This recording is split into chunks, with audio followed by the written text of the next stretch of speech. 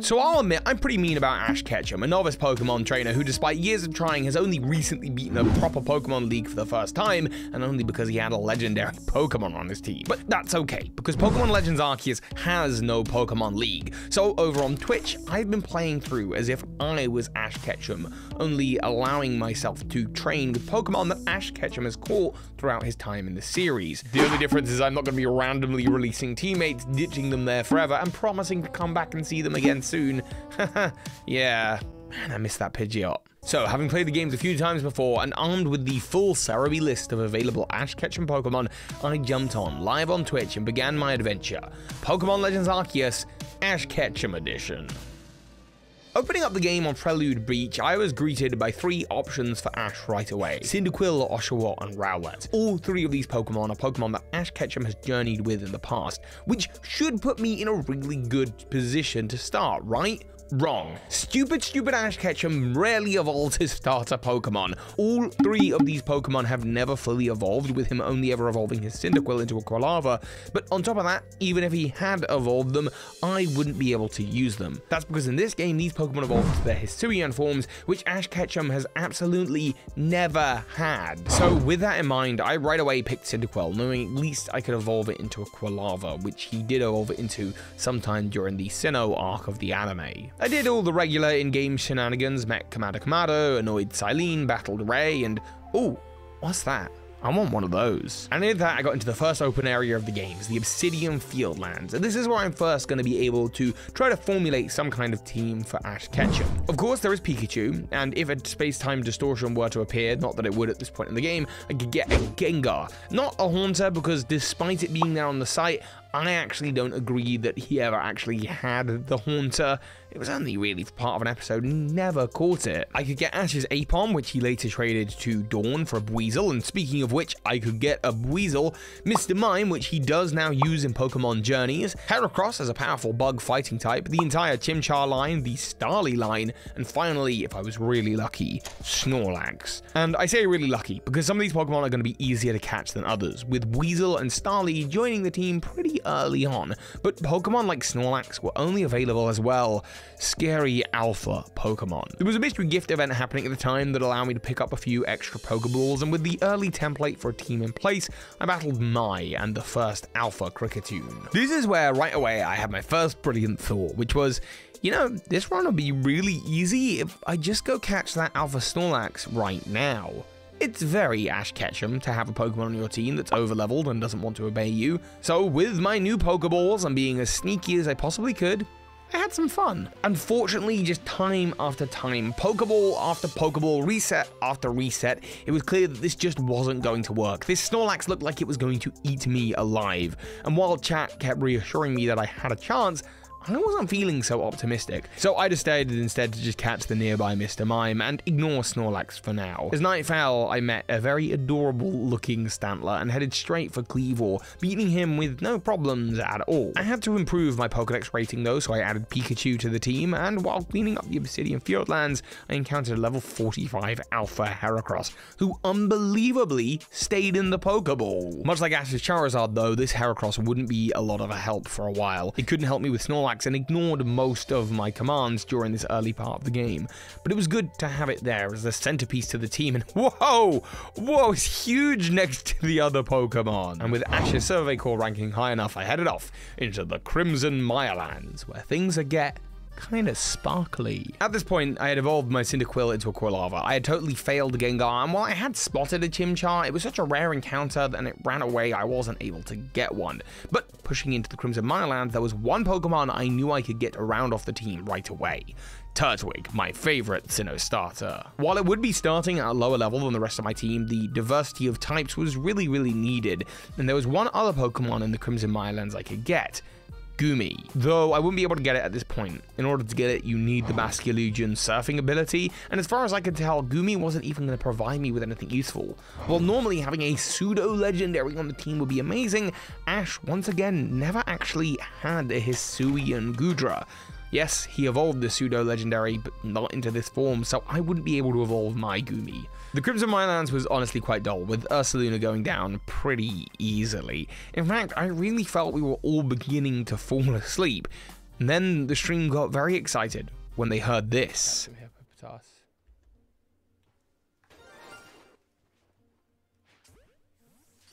Shiny? Shiny wet, what? Sparkle sounds, I didn't hear anything, hold up. I heard it. I heard it! Wait, could it be over the other side? Because I don't see anything. Is it up on the mountain, maybe? Yeah, I just heard it, okay. Stick headphones in, I've got headphones in, believe it or not, behind my hair.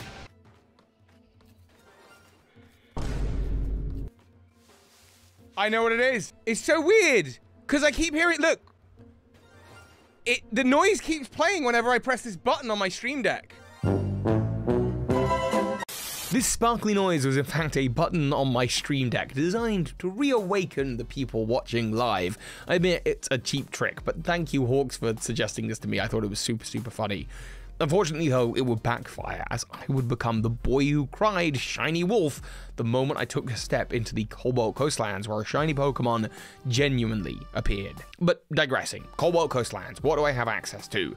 The team is getting stronger, and at this point I added an Apom to the team court on Apom Hill. Riolu and Lucario are also available, but I just couldn't find them. However, during my search, I did find something else. Different Pokemon out here as well, which is always nice.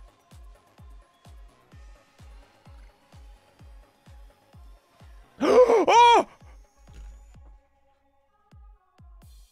You all saw what I just saw, right? This was really jarring because I've seen this alpha Empoleon before, and as a game based in Sinnoh, seeing a Sinnoh starter fully evolved and shining is pretty cool. But at level 69, my team was way under-leveled. I couldn't leave the area to go and bulk up on my items or Pokeballs, but I knew I could leave it there while I got my team ready. But with just the items and teammates at my disposal, I did it. And I named it TikTok, after, well, my TikTok, which I'd started using pretty prolifically around this time. Of course, Ash Ketchum annoyingly had Infernape, not Empoleon, so I had to put it in a box, and that was it.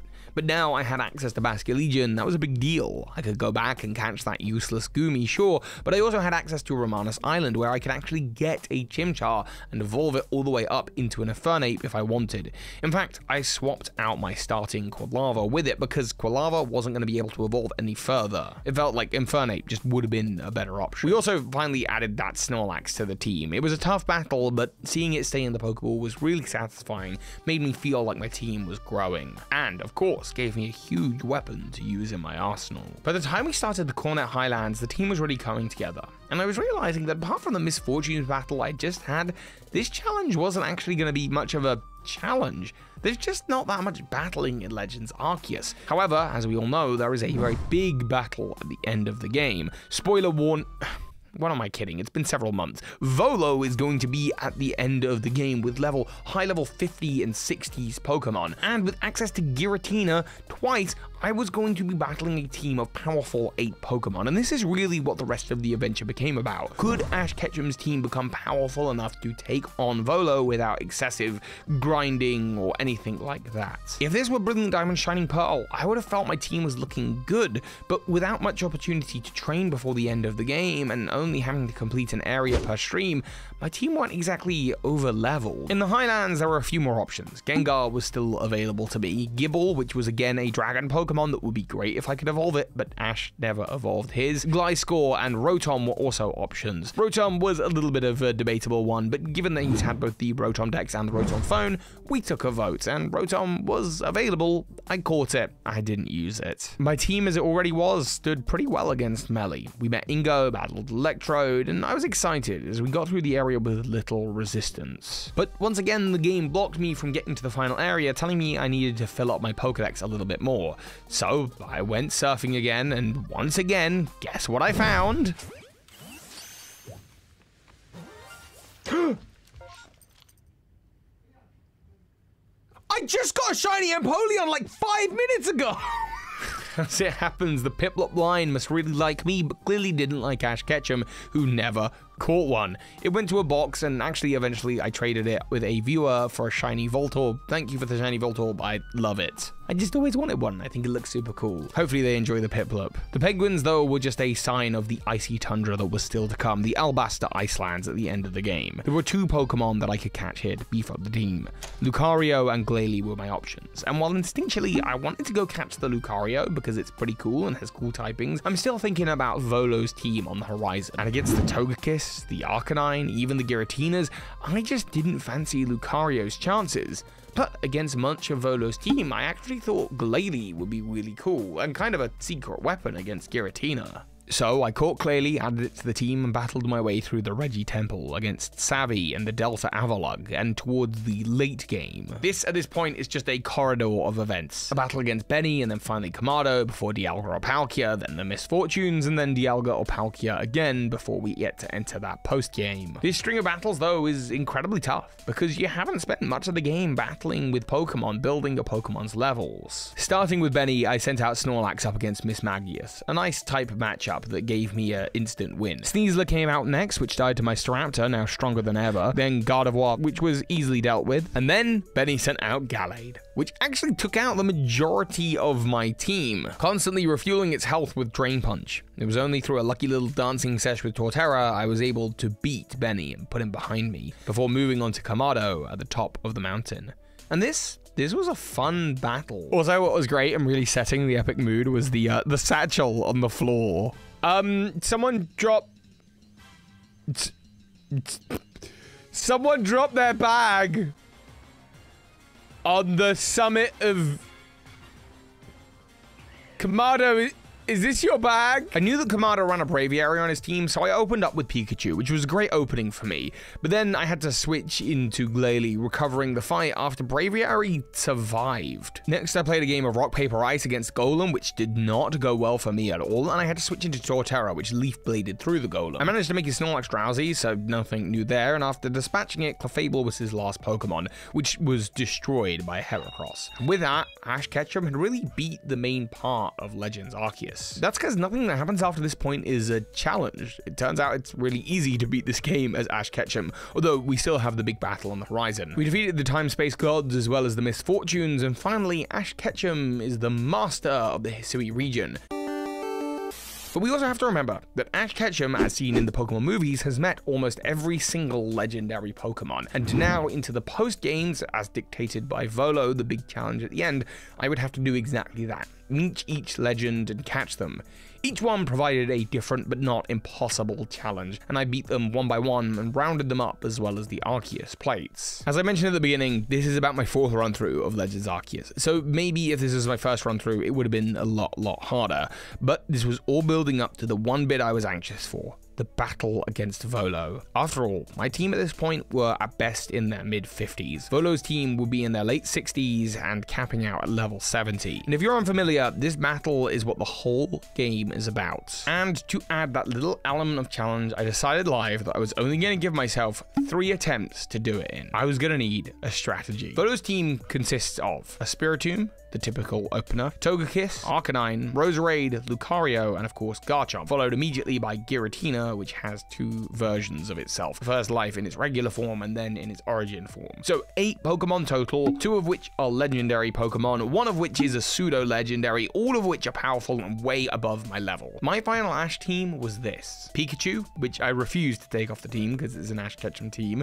Torterra, Snorlax, Staraptor, Heracross, and Glalie, all around level 55. I decided to ditch Infernape for Glalie so I'd have a few more type options, and especially so I could have an ice Pokemon on the team to help out against Giratina. Even then though, I'd be worried, because Giratina has access to Aura Sphere, a fighting move that never misses. I also hadn't been hoarding items or experience in the game, so I used what grit, dusts, and candy I did have, sold all my items, and bought revives and max revives, emptying my bank account. It turns out the whole game had been about this one battle. I decided the correct thing to do before going in would be to assign Pokemon to deal with other Pokemon. So Pikachu, being the weakest, would be my choice to go against Togekiss or Spiritomb. Staraptor could probably deal with Roserade and Lucario pretty easily. Heracross was a tricky one, being weak against Arcanine, but also being strong against it in the fighting element. So as long as it could have hit fast and hard, it would be my access to defeating Arcanine. And while Torterra had no huge advantage, it could certainly help out against Garchomp and against Spiritomb. And this would leave me with Snorlax and Glalie to take on the two forms of Giratina. I also used Glalie to attack Garchomp, and while that was never going to be an issue, the issue I could foresee was Giratina knowing the move Aura Sphere, which, as I mentioned, never missing. It also has the ability to obscure itself, and many of Glalie's moves had decreased chances of hitting. I could increase those chances by hitting with Strong Style, but that would slow me down in battle and allow Giratina extra hits that I couldn't risk. And when it came to the final moment, when it was up to me to save the Hisui region, Ash Ketchum lost. Not once, but twice in a row. I barely made it to Giratina the second time, and I thought I had tried everything. This was my limited arsenal, and as I had said live on stream, if I lost this battle, the third battle, I would consider the challenge failed. Ash Ketchum maybe can't beat Legends Arceus, but I'd give it one more shot. So here it is, the final battle, play by play. Can Ash Ketchum beat Volo in Legends Arceus? I opened with Pikachu though because the AI decided when I had Pikachu in to switch out to Garchomp, knowing that I'd use an electric move, but it happens after you attack. So I got in a free Thunderbolt and then they swapped into Garchomp, but there was no punishment for it. So I just swapped into Torterra, who can take a hit or two against Garchomp. And then I got it all drowsy with Sleep Powder. With Garchomp drowsy, 2 Wood Hammers would take it out, but Volo would swap into Arcanine, using fire moves to burn and destroy my Torterra. Not to worry though, because Arcanine had just used this move, I could now swap into Heracross and use a strong style fighting move to one-shot Arcanine.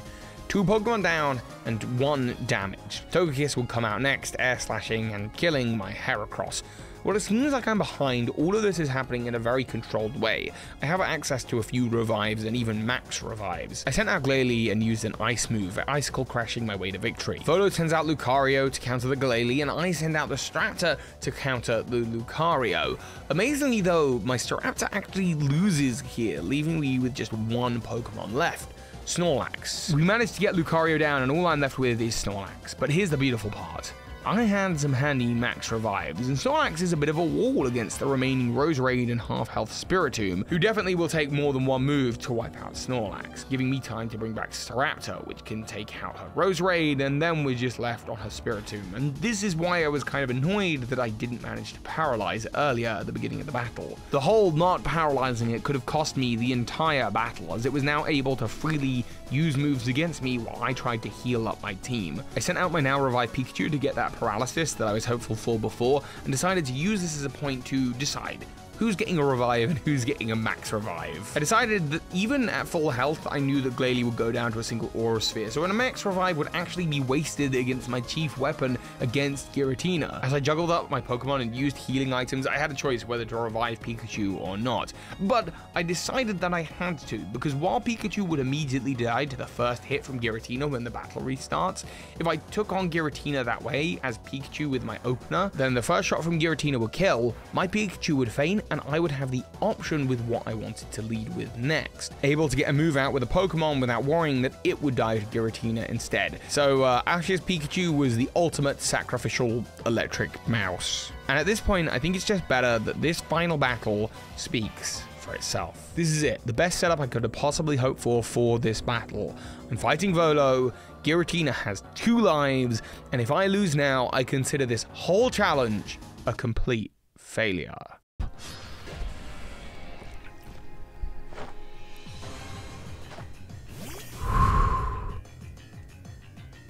So Earth, oh, it's instantly obscured, right? Because of, oh no, that's not what that is. That's just, okay.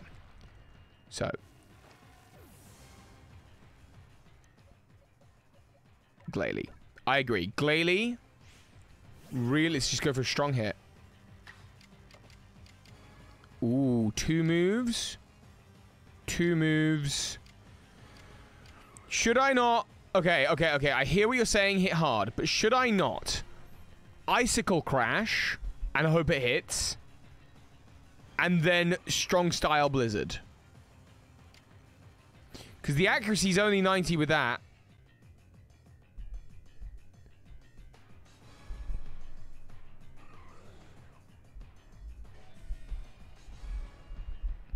He might obscure. He only obscures because of a move he uses, Shadow Force.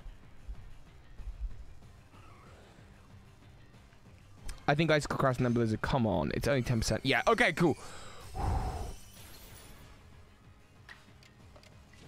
Come on. Just hit. Yes! Yes! Oh, we got the frostbite. Okay. I'm a Shadow's Force. That was interesting. Okay. I'm going to use Aerial Ace because that doesn't miss.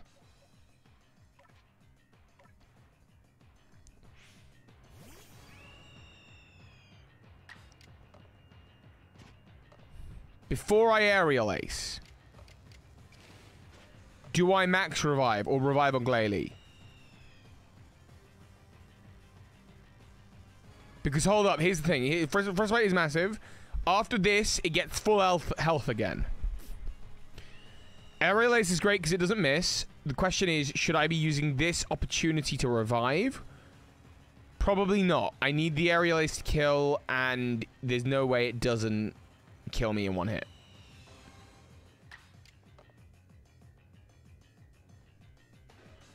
Aerial Ace. It didn't even kill? That didn't kill. Oh, Frostbite will kill though, right? Okay. Okay. Final Pokemon.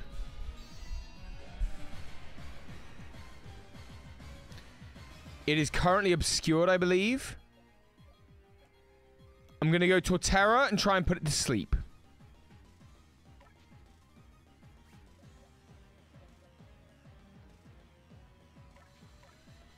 Right?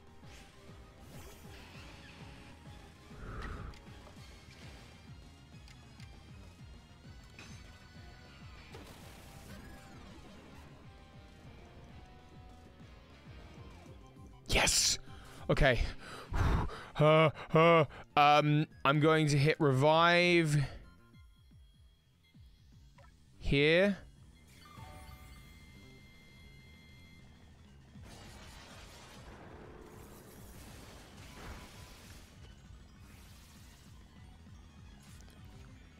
And I'm going to hit max revive.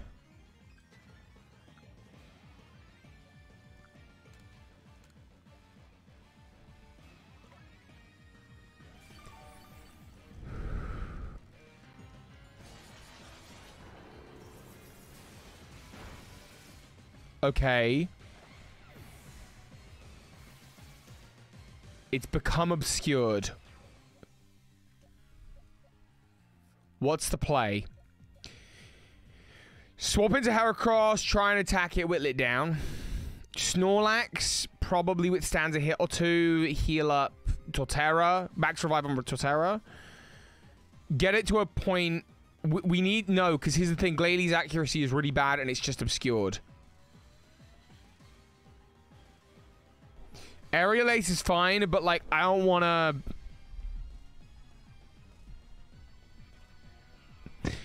I'm going to send out Snorlax, I'm going to max revive Torterra, and then I'm going to start chip damaging it with Heracross and Staraptor until the timing's perfect to send out Glalie.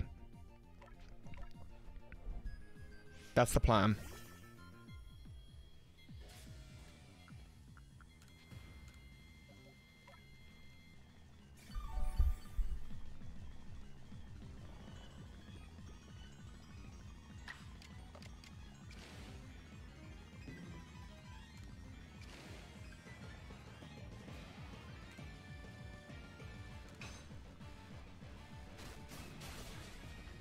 That actually did quite a bit. Wasn't quite expecting that. Crit.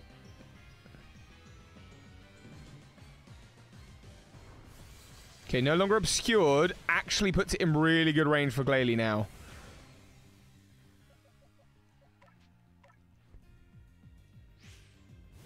It's not obscured. Glalie out. I can't get in an icicle crash before.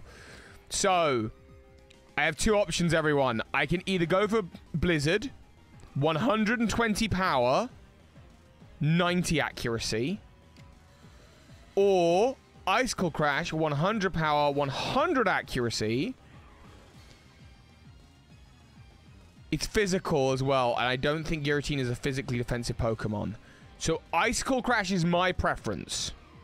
Icicle Crash is guaranteed hit, physical over special, frail defensively, Icicle.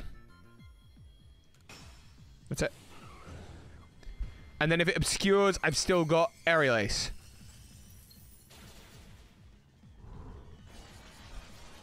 Okay. Strong style Aerial Ace, right? That's all that's left. I also have Heracross, but like and Torterra, actually. But I think we're just trying to get Aerial Aces in. Crash, you do not have the luck. Not wrong. Nice! 2 Aerial Aces. Can Ash actually do this? Can Ash Ketchum actually do this?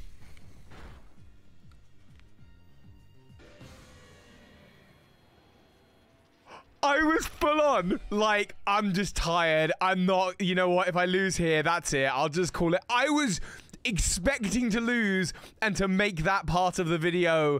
I was thinking about, like, how do I write it so that that's inspirational and that you should go out and do the challenge? But you don't need to, because I did it. Oh my goodness. Let's go. That was hardcore. That was like the most intense Pokemon battle I think I've ever had. And with that, it turns out that Ash Ketchum can beat Pokemon Legends Arceus. Thank you so much for watching. I know this was a less challenging challenge run, but hopefully it was still a lot of fun. If you want to see some of my other challenge runs, I've tried doing Brilliant Chime and Shining Pearl with just a Bidoof, but also Let's Go Pikachu in Eevee, where I steal the gym leader's Pokemon and only use the Pokemon of the last gym leader, which was really fun because all of the gym leaders are weak to the gym leader that comes next, which always puts you at disadvantage. Thank you all for watching, and also thank you to anyone who came and watched live on Twitch. I stream Monday evenings at 6 PM BST for about 5 hours. So thank you to anyone who came along. Let me know what kind of challenge you think I should do next in the comments. And of course, so hi, Pokemon Masters. This is Ash Ketchum.